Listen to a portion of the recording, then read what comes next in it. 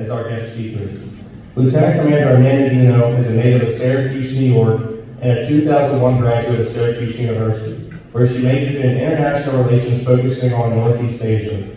Post-graduation, she enlisted in the United States Navy as an intelligence specialist. Upon completion of intelligence training, she was assigned to Commander 7th Fleet, where she finished a master's in business administration and was then selected to attend officer candidate school and commissioned as a naval intelligence officer. Currently, she is assigned to the Office of Naval Intelligence. Prior to this assignment, she served as the Deputy Information Warfare Commander and Deputy Director, Maritime Intelligence Operations Center of Submarine Group 7. She served as the Section Head of Current Intelligence and IPB, and as the Intelligence Support to Targeting Deputy Section Head at Multinational Division, Southeastern Romania, as part of the NATO force structure.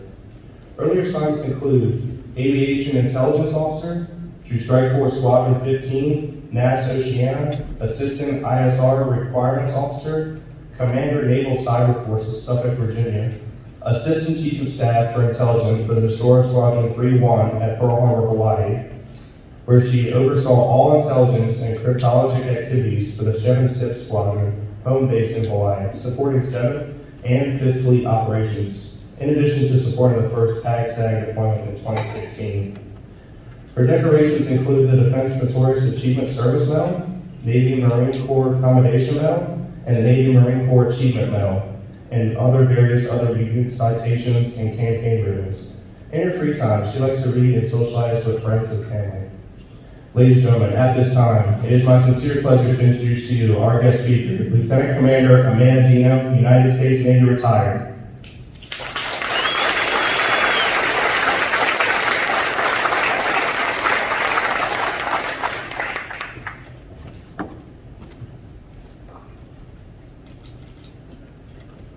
Good morning, everybody. Good morning.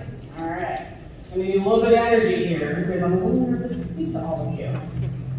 Mostly because the distinct honor it is to have an invite to come into a program like this and be able to share my story. So, good morning and thank you to all my fellow veterans who came here to participate and support in this program. Good morning and thank you to the Plaza High School administration and teachers, including Governor Sergeant Bailey, for putting this program together and affording me this opportunity. Thank you to the cadets for a wonderful program that we'll have this morning. And most importantly, thank you to all of you, whether you're in the cadet corps or whether you're in high school, for giving me a few moments to listen to my story. I am honored and humbled to be here. My aim with this is to leave you with one veteran story, some things to consider, some life lessons, and 2 requests for action. So please pay attention and try to stay with me until the end here. I'll try to keep it short. The Veterans of Foreign Wars organization recommends, if you want to understand Veterans Day, ask a veteran about their story. Ask them why they serve. Now, you just heard my biography, it's in the program, and these ribbons on my chest start to describe my military story.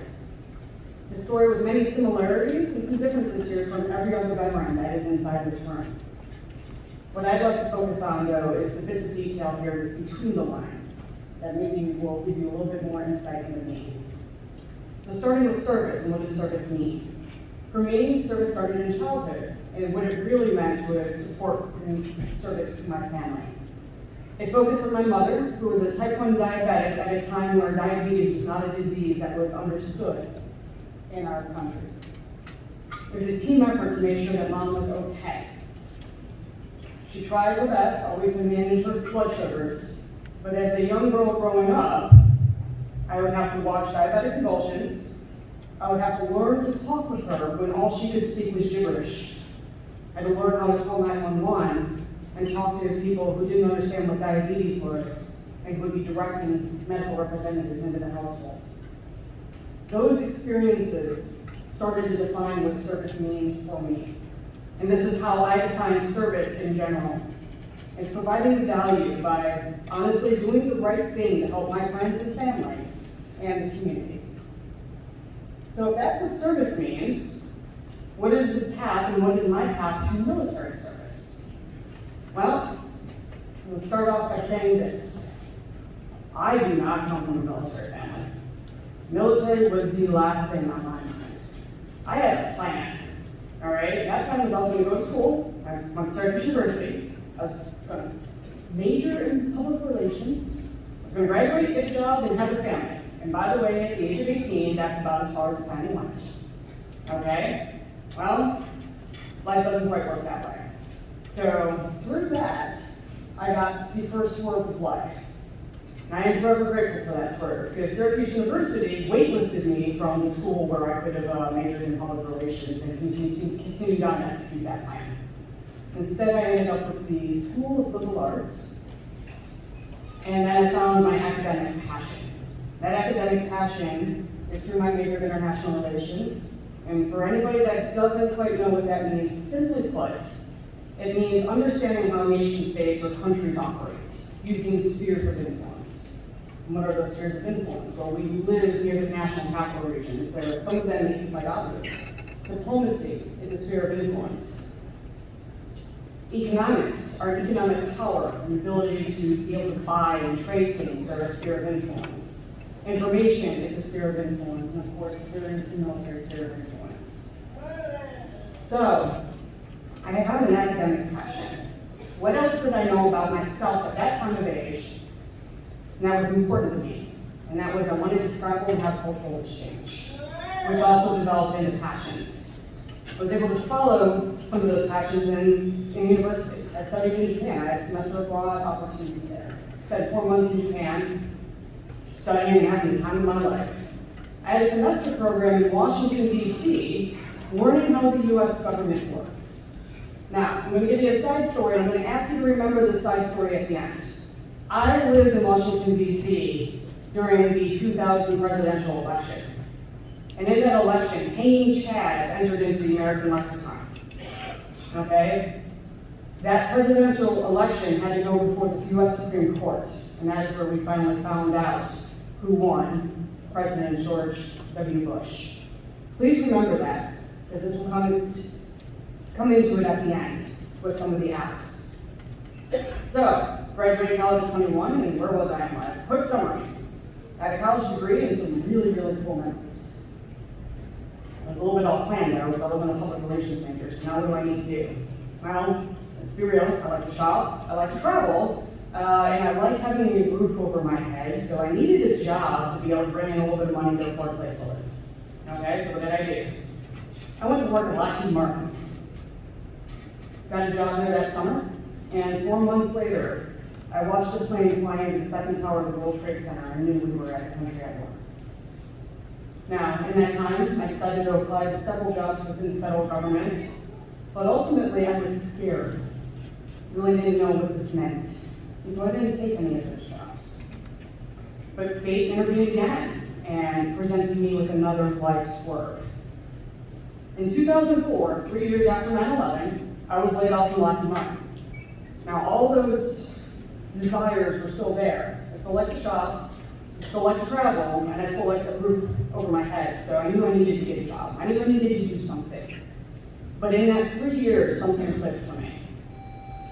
Something clicked, and I woke up one day, and I said, it's time to go. And in this case, the time to go meant for me to join military service. So, I made another plan. And that plan was this. I was going to commission in the United States Navy and do 4 years, maybe 20. We'll see if I liked it. And then carry on smartly. Maybe get a federal government job afterwards. Life swerve number 2, for those of us that are keeping track. I couldn't pass the officer's entrance exam to save my life. Took it 3 times. Ladies and gentlemen, 3, couldn't do it. Not at all. And for anybody that didn't know, you have to pass an exam to enter into military service for what the officer and the enlisted side. Still wanted to go, so the officer recruiter looked at me and said, well, you can enlist. There are commissioning paths for enlistment. And I said, okay, that's done. The next day I met with an enlistment recruiter, got myself through the process, signed a contract saying I would give 8 years of my life into the military service, and then they very politely told me I'd have to wait a year before I was able to ship off to the camp. So I had an additional year to wait, got some temporary work.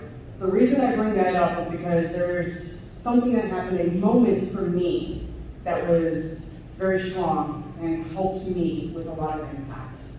Now that section of this on this piece of paper literally reads honor and pride defined by memory. And this is what I'm going to talk to you about here very quickly.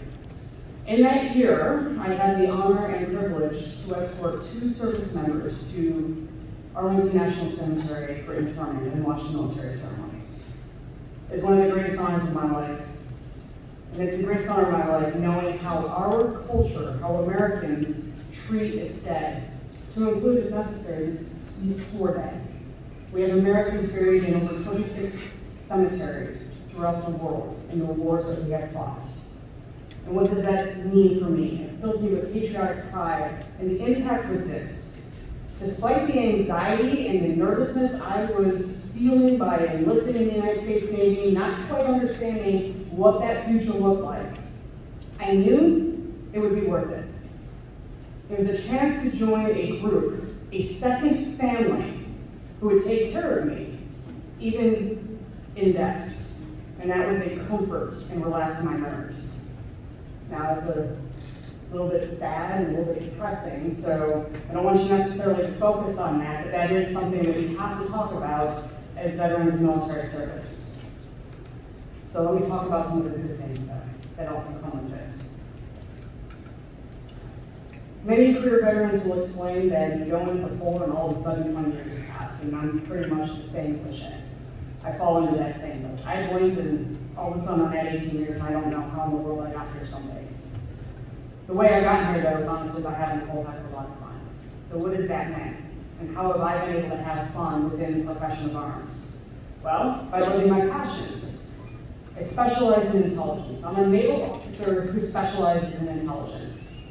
That means that I am constantly looking at nation states and trying to understand what they're going to do across all of their spheres of influence. So there's my academic passion next.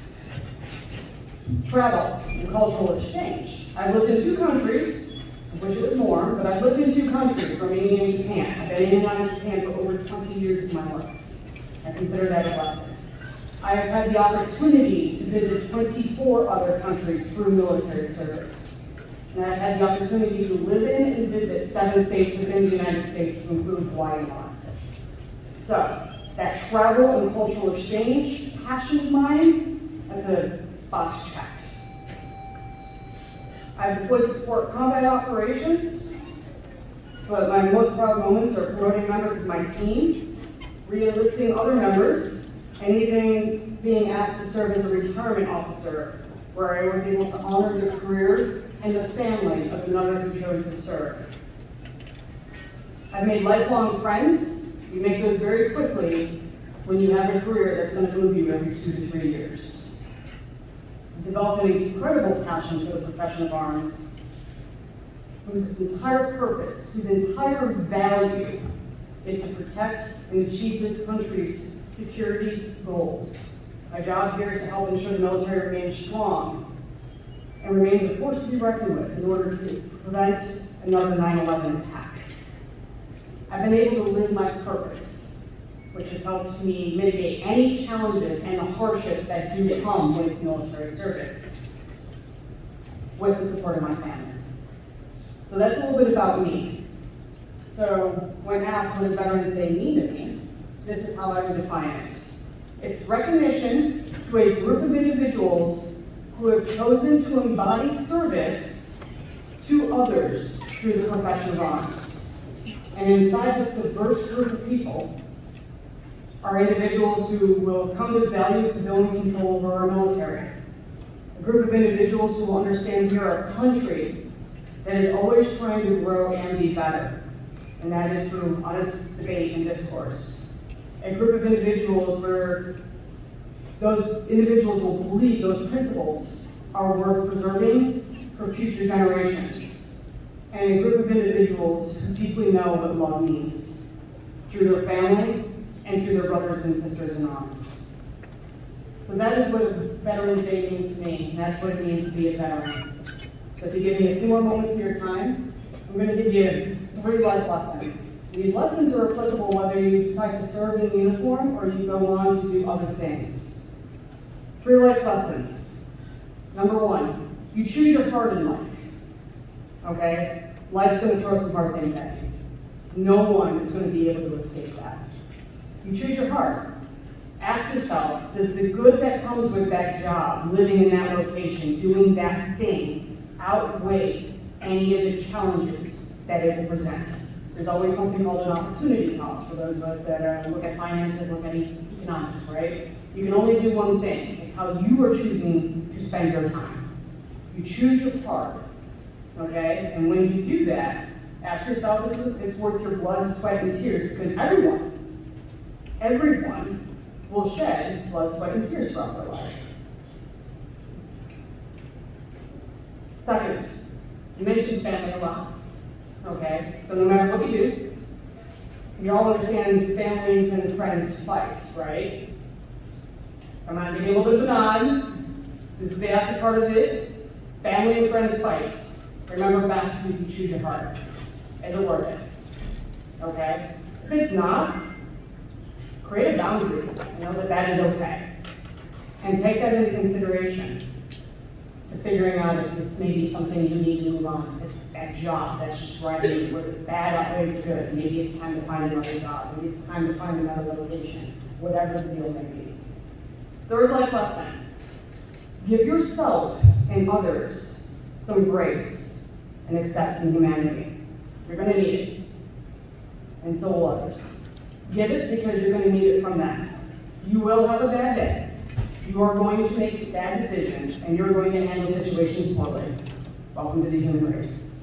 Learn to give yourself a little bit of grace, and give that to others, and ask for it to be returned to you.